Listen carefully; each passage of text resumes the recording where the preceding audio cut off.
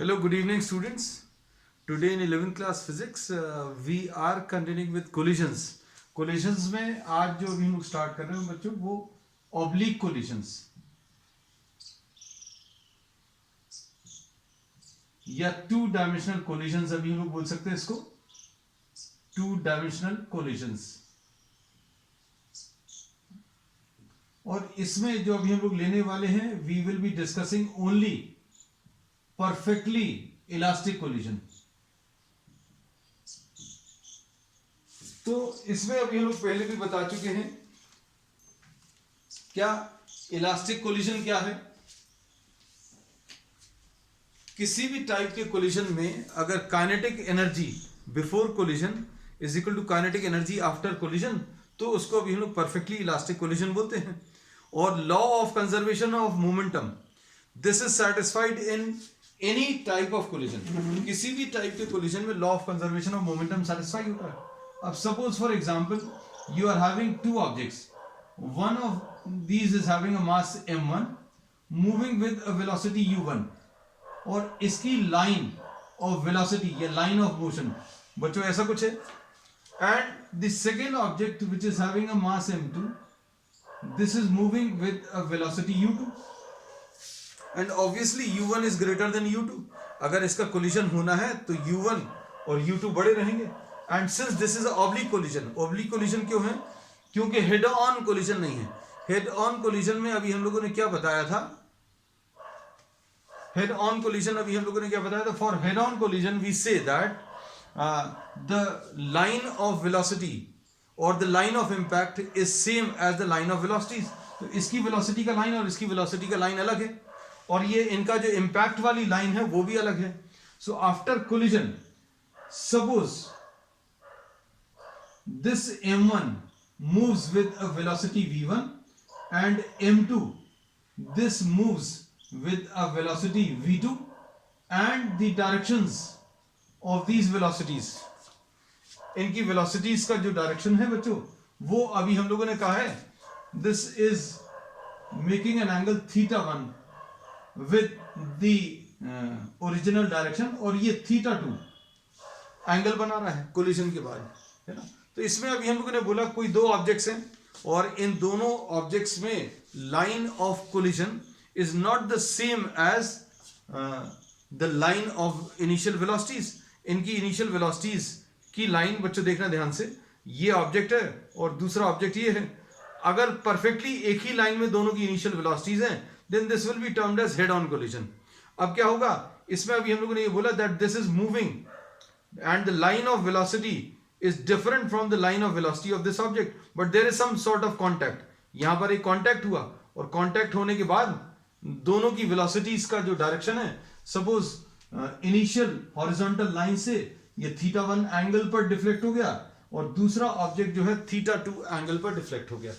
अब इसमें अभी हम लोग क्या कह सकते हैं? Law of conservation of momentum will be satisfied in any type of collisions. किसी भी टाइप का कोलिजन अगर होगा तो law of conservation of momentum तो रहेगा, लेकिन law of conservation of momentum अगर अभी हम लोगों को लगाना है then we have to split these velocities in their rectangular components. तो बच्चों इसका जो कंपोनेंट आएगा वेलोसिटी का ये v1 cos थीटा और इसका ये वाला कंपोनेंट v1 sin थीटा और इसका v2 cos theta और ये v2 sin theta. And since the angle theta is θ2 in this case, so we will be writing this as θ1 and this as θ2. तो अभी हम लोगों ने क्या बता दिया बच्चों, देखो ध्यान से. ये u1 वेलोसिटी से m1 चल रहा था और फिर m2 जो है u2 वेलोसिटी से चल रहा था.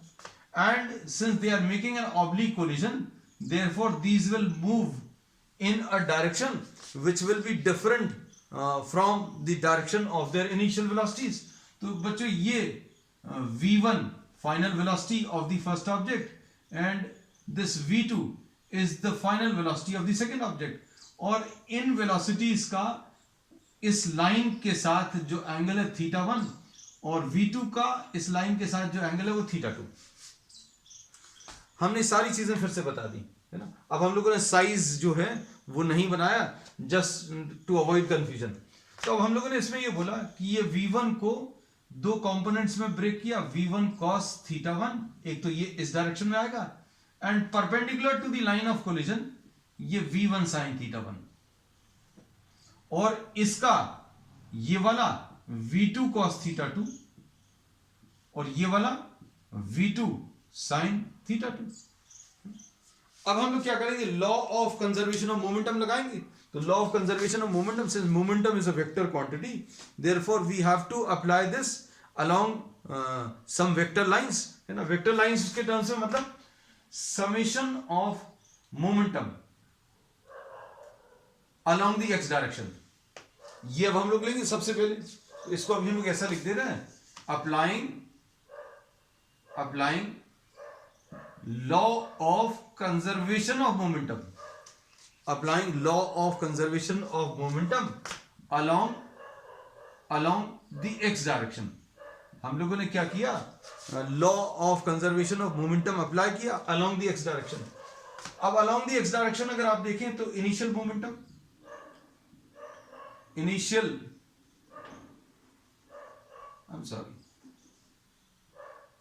Momentum of the system, initial momentum of the system बच्चों कितना आ जाएगा, m1u1 plus m2u2। Initial momentum बच्चों किस डायरेक्शन में, एक्स डायरेक्शन में। Initial momentum is along the x direction. अब इसके बाद फाइनल मोमेंटम, तो final momentum of the system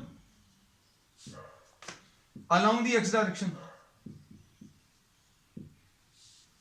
final momentum of the system along the x direction. देखो x direction में फाइनल मोमेंटम कितना आ जाएगा कोलिजन के बाद का। तो अभी हमने बोला ये दोनों ऑब्जेक्ट्स कोलाइड किए, कोलाइड करने के बाद एक ऐसा चला गया, एक ऐसा चला गया। अब एक्स डायरेक्शन का मोमेंटम कितना आ जाएगा, तो ये अभी हम लोग बोलेंगे m1 v1 cos theta 1। m1 की वेलोसिटी एक्स डायरेक्शन में कितनी आ जाएगी, v1 cos थीटा 1, और m2 की वेलोसिटी कितनी आ जाएगी बच्चों, m2 की वेलोसिटी कितनी, v2 cos थीटा 2, ऐसा कुछ मिलेगा। So we say that the final momentum along the x direction will be m1 v1 cos theta 1। इसकी जो वेलोसिटी है along the x direction v1 cos theta 1, और इसकी जो वेलोसिटी x डायरेक्शन में v2 cos theta 2। So we have written down the momentum along the x direction initially and the final momentum along the x direction। और law of conservation of momentum क्या बोलता है, m1 u1 plus m2 u2।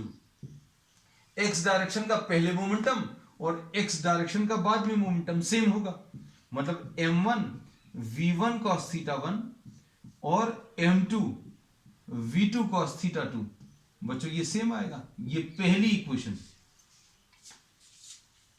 इसके बाद अभी हम लोग क्या करेंगे, इसके बाद law of conservation of momentum along the y direction, law of conservation of momentum along the y direction. तो बच्चों इसका momentum along the y direction तो है नहीं, क्यों, क्योंकि ये ऑब्जेक्ट x डायरेक्शन में मूव कर रहा था। This object initially was moving along the x direction, तो y डायरेक्शन में इसका कोई मोमेंटम नहीं है। तो अब हम लोग क्या बोलेंगे, ध्यान से देखना, initial momentum of the system along the x direction, this will be equal to along the x direction, y direction। x direction तो कर चुके हैं अभी हम लोग। Initial momentum of the system along the y direction, तो y direction में initially तो कोई मोमेंटम नहीं है, इसका भी नहीं है और इसका भी नहीं है, because both of these are moving along the x direction। So we say that this will be 0 for the first object and 0 for the second object। अब final momentum of the system along the y direction, final momentum कितना आ जाएगा Y direction का बच्चों, m1 की velocity Y direction में कितनी है, m1 यह आ जाएगा v1 sin थीटा 1, ऐसा कुछ आएगा। और m2 की कितनी आएगी बच्चों, -v2 sin theta 2। Minus sign क्यों लगाया, क्योंकि इस m2 की जो वेलोसिटी है बच्चों कहां की तरफ, नीचे की तरफ आई है। तो अब हम लोगों ने इसमें यह बोल दिया कि m1 की y डायरेक्शन में वेलोसिटी पॉजिटिव डायरेक्शन में है, m2 की y डायरेक्शन की वेलोसिटी नीचे की तरफ मार की, इसलिए माइनस साइन ले लिया।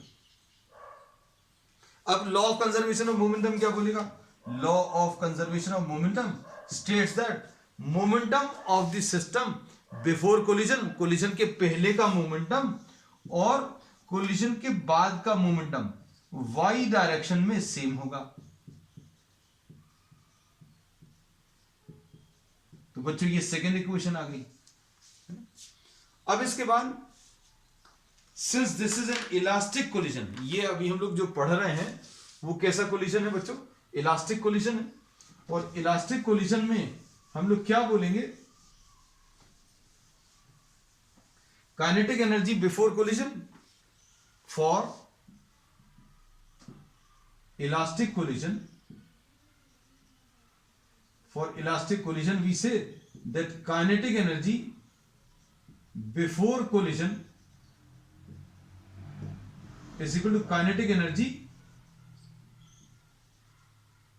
after collision, kinetic energy before collision will be equal to kinetic energy after collision। अब देखो before collision इसकी velocity u1 है, इसकी velocity u2 है, तो kinetic energy before collision will be half m1 u1 square और plus half m2 u2 square. ये velocities किसकी आ गई, velocity sorry kinetic energy before collision, इनकी वेलोसिटीज कितनी है u1 और u2। अब आफ्टर कोलिजन इसकी वेलोसिटी v1 आ गई, इसकी वेलोसिटी v2 आ गई, तो इसको क्या लिखेंगे, half m1 v1 square plus half m2 v2 square. तो किसी के मन में ये तो नहीं आ रहा कि भाई काइनेटिक एनर्जी एक्स डायरेक्शन और वाई डायरेक्शन में क्यों नहीं लगाई, तो kinetic energy is a scalar quantity, इसलिए इसमें एक्स और वाई डायरेक्शन की जरूरत नहीं है। So these are the three equations with the help of which you can solve, है ना। ये तीन इक्वेशंस की मदद से आप किसी भी टाइप का ओब्लिक कोलिजन सॉल्व कर सकते हैं। तो अब इसमें तीन इक्वेशंस कौन कौन सी आ गई, एक तो law of conservation of momentum along X direction, फिर law of conservation of momentum along the Y direction, फिर तीसरा कंजर्वेशन ऑफ काइनेटिक एनर्जी, है ना। Law of conservation of momentum हम बार बार ये चीज रिपीट करते हैं आपको कि this is satisfied for any type of collision, किसी भी टाइप का कोलिजन हो, इलास्टिक हो, इनइलास्टिक हो, या इलास्टिक वन डायमेंशनल मोशन हो, या इलास्टिक टू डायमेंशनल मोशन हो, या परफेक्टली इनइलास्टिक कोलिजन हो, सभी के लिए law of conservation of momentum satisfy होता है ना। तो अब हम इसको सम अप कर दें बच्चों, हम लोगों ने इसमें क्या बोला है कि अगर कोई ऑब्लिक कोलिजन हो रहा है तो ऑब्लिक कोलिजन में for an oblique collision we say that line of initial velocities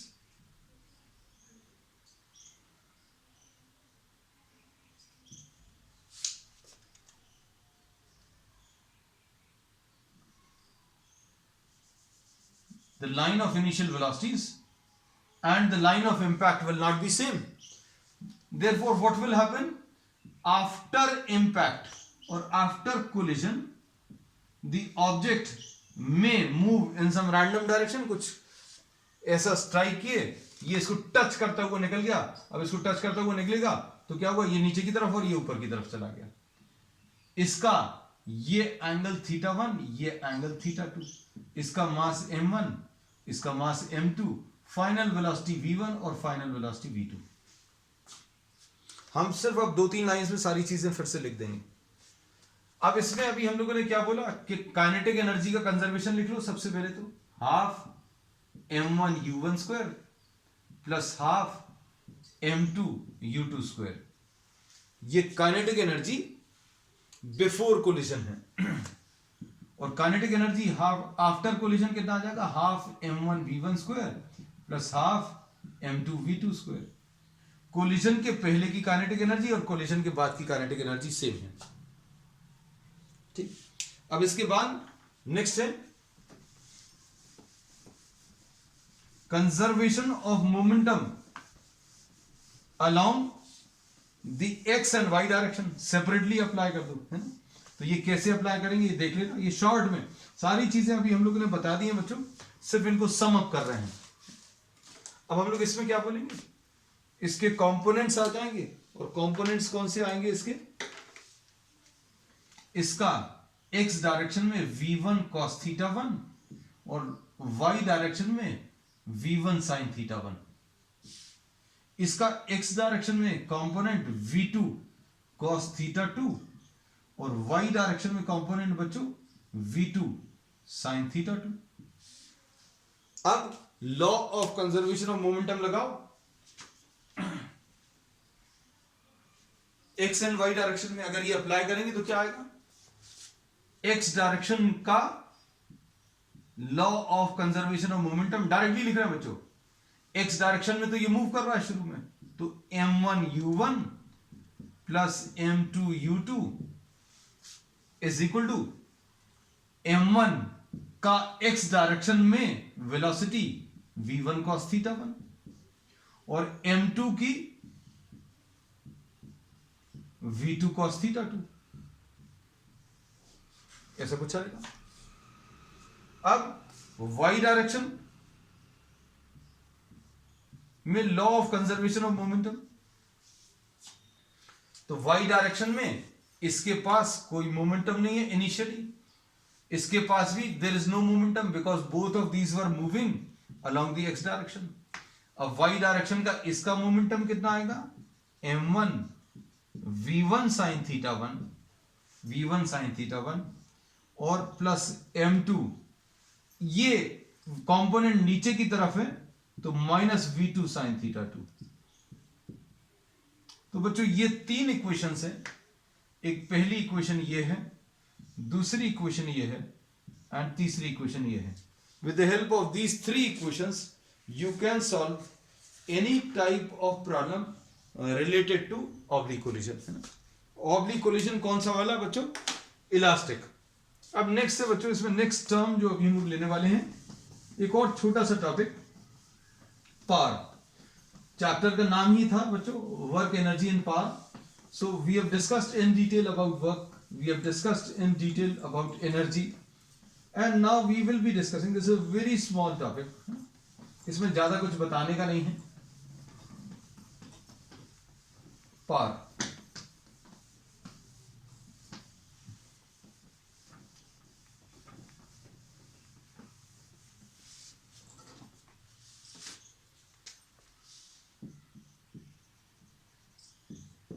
अब इसमें अभी हम लोग ये कहते हैं कि सपोज फॉर एग्जांपल अगर किसी मशीन की अभी हम लोग बात करें, किसी भी मशीन की बात करें, then we talk of power, है ना। जैसे suppose if you are applying, if you are using a water pump in your houses, जो पानी को पंप करके लिफ्ट करके ऊपर ले जाता है। तो अभी हम लोग जब भी परचेज करने जाते हैं तो we talk in terms of power. Power अगर कम है तो उसमें अभी हम लोग बोलेंगे ये पानी को लिफ्ट तो करेगा, लेकिन कितने रेट पर लिफ्ट करेगा, that will depend on this term power. और पावर अगर कम या ज्यादा होने का मतलब क्या है, we say that work will be done by both the objects, both pumps. अगर दो टाइप के पंप्स अगर आप परचेज कर रहे हैं तो दोनों कुछ वर्क करेंगे, but what will be the difference, the difference will be in terms of the rate at which work is done. तो अगर delta W work suppose delta T time में अब कोई मशीन कर पा रही है, suppose any machine is doing delta W work in delta T time, then power is equal to what, delta W divided by delta T. तो अभी हम लोग कहते हैं बहुत सारे जो बाइक्स वगैरह हैं उसमें भी अभी हम लोग बात करते हैं इन टर्म्स ऑफ पावर। मशीन्स, कितनी भी मशीन्स हैं अभी हम लोग उनमें पावर्स की बात करते हैं। तो कोई पानी का पंप अगर है, उसका पावर अगर ज्यादा है तो पानी वो लिफ्ट करेगा suppose from the ground floor to the second floor. ज्यादा पावर वाली मशीन वो भी लिफ्ट करेगी, but what will happen, it will do the same amount of work in a lesser time. अगर किसी मशीन का पावर ज्यादा है, वो क्या इंडिकेट करेगा, वर्क अगर सेम है तो ये टाइम कम लेगा, उतने ही पानी को लिफ्ट करने में ज्यादा पावर वाली मशीन कम समय लेगी। Time smaller, power will be larger, है ना। तो अब हम लोग ये कह सकते हैं, if delta W work is done in delta t time, then power is equal to delta w divided by delta t, है ना। तो पावर की डेफिनेशन अभी हम लोग बोलेंगे क्या, it is defined as the rate at which work is done, the rate at which work is done is termed as, is defined as power, है ना। अब इसमें अभी हम लोग ये भी कहते हैं, ध्यान से देखना, अगर आप इसमें टाइम इंटरवल बहुत कम ले लें, ये डेल्टा टी टर्म जहां कहीं पर भी आया है वहां पर अभी हम लोगों ने ये चीज आपको बताई है, if delta T is very very very small, then we say that power will be equal to limit delta T very small delta W by delta T, and this will be defined as what, dw by dt। इसको dw by dt भी लिख लेते हैं। अब एक चीज और देखना, वर्क को अभी हम लोग कैसा लिखते हैं बच्चों, अगर याद हो, f डॉट dx लिख सकते हैं या f डॉट ds लिख सकते हैं। वर्क को अभी हम लोग कैसा लिख सकते हैं, f डॉट ds, है ना। स्केलर प्रोडक्ट के फॉर्म में वर्क को एक्सप्रेस करते हैं। तो if force is constant, then this can be written as f dot ds by dt। अगर ये फोर्स कांस्टेंट है तो बच्चों फोर्स को बाहर ले लिया और ये कितना आ जाएगा, d by dt of ds, और ds by dt क्या होता है, तो rate of change of position. तो ये क्या होता है बच्चों, दिस इज वेलोसिटी। तो अभी हम लोग कहते हैं पावर का एक और फॉर्मूला मिल गया कि it is what, the scalar product of, the scalar product of force and velocity. इसको अभी हम लोग कैसा बोल सकते हैं, this is the scalar product of force and velocity. और इसको अभी हम लोग क्या बोलते हैं, this is termed as what, instantaneous power.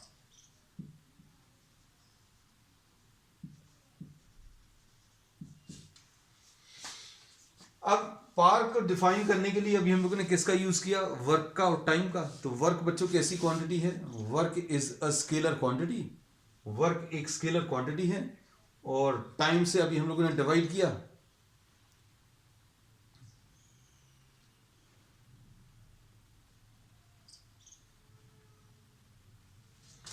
तो पावर भी बच्चों एक स्केलर क्वांटिटी है, power is a scalar quantity.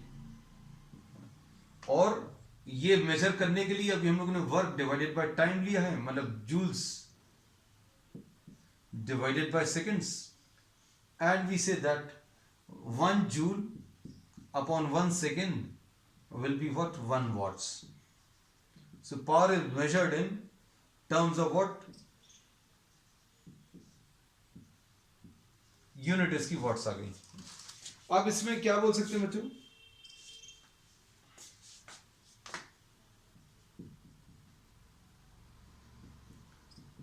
Joules per second और वाट्स। पावर 1 watt कब होगा, if 1 joule of work is done in every 1 second, if 1 joule of work is done in 1 second, then the power is said to be 1 watts। अब इसमें और कुछ terms भी बच्चों आएंगे, क्या, एक बहुत इंपॉर्टेंट टर्म मशीन्स के लिए यूज होता है, horse power.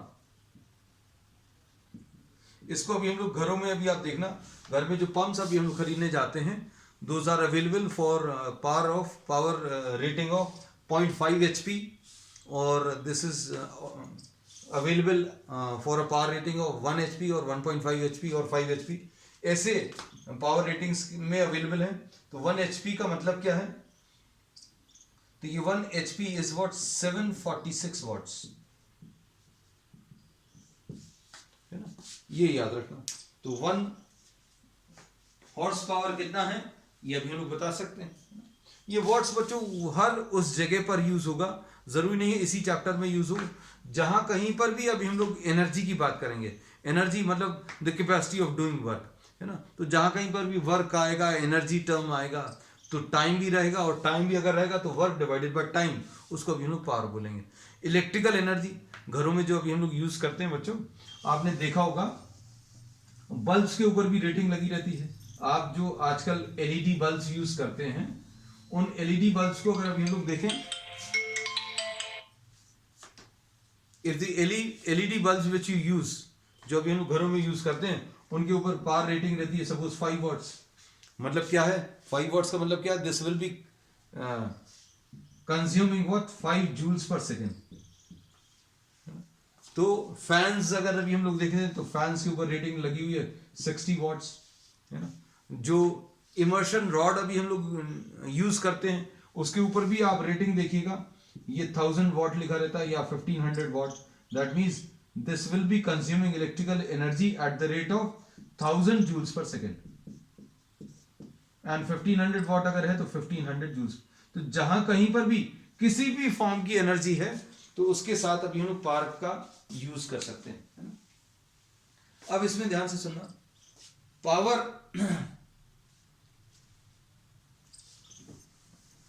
Versus time graph.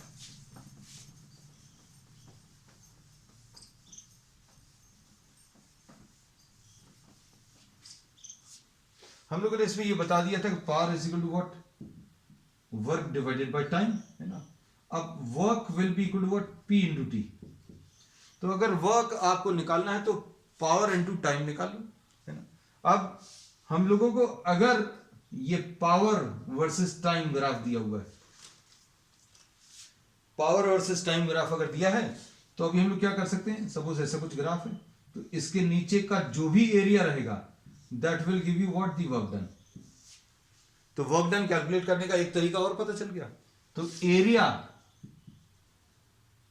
Under the P T graph, ये नोट कर लेना बच्चों, क्योंकि ये कॉम्पिटिटिव एग्जाम्स के हिसाब से काम का है।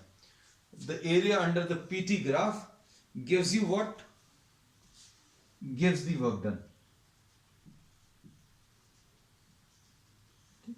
चलो अब हम लोग बच्चों एक न्यूमेरिकल ले ले रहे हैं, एक दो न्यूमेरिकल्स, जितना भी टाइम परमिट करेगा।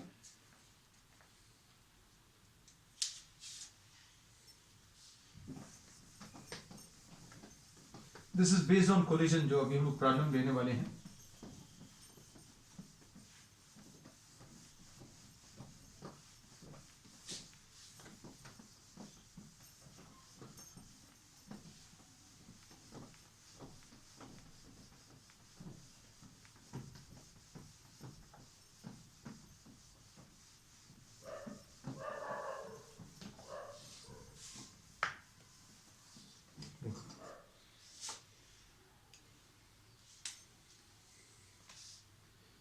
Suppose a 0.1 kg mass,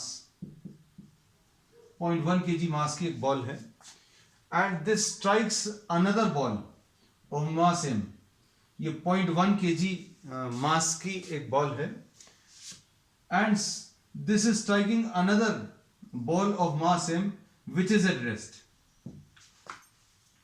question बच्चों अभी हम मेन फैक्ट्स अभी आपको बताते जाते हैं। अननोन मास है और ये रेस्ट पर है, and what happens after collision, after collision the 0.1 kg mass rebounds with 1/3 of its initial velocity।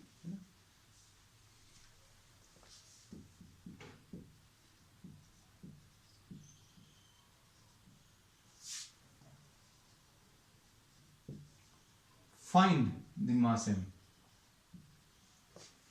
इसमें बहुत ज्यादा कुछ नहीं दिया, ऐसा लग रहा है इसका मास दिया हुआ है, इसकी वेलोसिटी नहीं दी, ये रेस्ट पर दिया हुआ है। This is at rest. अब सुनना बच्चों, इसमें क्या है, ये जो डायग्राम है जो अभी हम लोगों ने दिया है, इसमें इसकी velocity u1 equal to u ले लो, इस सेकंड वाले की velocity u2 is equal to 0 ले लो। अब स्ट्राइक करने के बाद क्या होगा, स्ट्राइक करने के बाद इन्होंने बोला कि M2 के बारे में तो कुछ नहीं दिया, nothing is given, but M1 के बारे में ये दिया है कि this is moving with a velocity u/3 in opposite direction. ये ऐसा कुछ दिया, देखो after collision what is happening, the 0.1 kg mass, 0.1 kg mass rebounds with 1/3 of its initial speed. अगर इसकी इनिशियल स्पीड u है तो इससे टकराने के बाद ये रिबाउंड कर रही है, रिबाउंड कर रही है मतलब ऑपोजिट डायरेक्शन में जा रही है। कितनी स्पीड से जा रही है, this is moving with a speed what u/3। अब देखो हम लोग क्या कर सकते हैं इसमें फाइनल वेलोसिटी का फॉर्मूला लगा दूं, v1 का फॉर्मूला अभी हमने आपको याद कराया था, कैसे v1 is equal to u1, v is equal to u plus at जैसा होता है, तो v1 is equal to u1। अब ये u1 है तो अब हम लोग क्या करेंगे, इधर पर m1 माइनस m2 लिख सकते हैं। ये 1 है इसलिए 1 से स्टार्ट होगा। जब v2 लिख रहे होंगे तो u2 आएगा और ये 2 है इसलिए ये m2 से स्टार्ट होगा, ऐसा याद रख लेगा। और फिर उसके बाद क्या है बच्चों, v1 निकालते समय double the momentum of the second object, v1 निकालते समय double the momentum of the second object divided by क्या है, m1 plus m2, divided by m1 plus m2। ये फॉर्मूला है। हम डायरेक्टली भी लिख सकते थे लेकिन अभी हम हर बार आपको जब भी लिखते हैं ये याद करा देते हैं। अब u2 की वैल्यू 0 है तो ये वाला टर्म 0 हो जाएगा, दिस बिकम 0। क्यों, रीजन क्या है, क्योंकि u2 की वैल्यू 0 है। This is given in the problem that this object is striking another object of unknown mass. This is an unknown mass जिसका मास अभी हम लोगों ने कितना m assume कर लिया, and this object is at rest, unknown mass at rest, तो u2 की वैल्यू 0। अब देखो final velocity of the first object, what happens to the final velocity of the first object, ये दिया हुआ है final velocity of the first object minus u/3। Minus u/3 क्यों बोल रहे हैं, क्योंकि इनिशियल वेलोसिटी इस डायरेक्शन में, u/3 बच्चों ऑपोजिट डायरेक्शन में है ना। तो अब हम लोग क्या बोलेंगे, we will be writing this as what, minus u/3, और u1 की जगह u लिख लें, ठीक। और उसके बाद m1 कितना बच्चों 0.1, m1 की वैल्यू 0.1 है, माइनस m2 को अभी हम लोगों ने m लिख लिया, अपॉन नीचे क्या चीज है बच्चों, नीचे m1 प्लस m2 है ना। तो नीचे m1 प्लस m2 मतलब 0.1 प्लस m, ऐसा कुछ आ जाएगा। अब इसमें u और ये u कैंसिल होगा,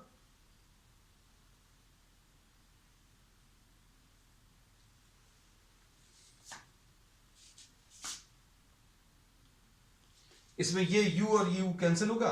अब क्रॉस मल्टीप्लाई कर लो, -0.1 minus m is equal to 0.3 minus 3m, 3 को इधर मल्टीप्लाई कर दिया और 0.1 प्लस m को इधर मल्टीप्लाई कर दिया। हम रिपीट कर दे रहे बच्चों, है ना, जिस पीरियड में अभी आप लॉग आउट हो गए थे। v1 is equal to u1, final velocity of the first object u/3। Problem में दिया हुआ this rebounds with a velocity 1/3 of its initial velocity. ये रिबाउंड कर रहा है मतलब ऑपोजिट डायरेक्शन में जा रहा है, और ऑपोजिट डायरेक्शन में है इसलिए अभी हम लोगों ने माइनस u/3 लिखा। और initial velocity of the first, तो u1 की वैल्यू u लिख दी, और m1, तो m1 बच्चों 0.1 है, और m2 तो m2 m है, और नीचे क्या है m1 प्लस m2, तो m1 की वैल्यू 0.1 और m2 की वैल्यू m है, और प्लस ये पूरा टर्म 0 हो गया।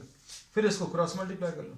अब सॉल्व करने पर कितना आ जाएगा बच्चों, 3m माइनस m, इसको इधर ले आए, इज इक्वल टू 0.3 प्लस 0.1, तो ये आ जाएगा 2m इज इक्वल टू 0.4 आ जाएगा, और m की वैल्यू 0.4 डिवाइडेड बाय 2 यानी 0.2 kg। So this is the answer, है ना। तो बच्चों आज की क्लास के लिए इतना ही। We will continue with some more problems on the next one. That's all for today.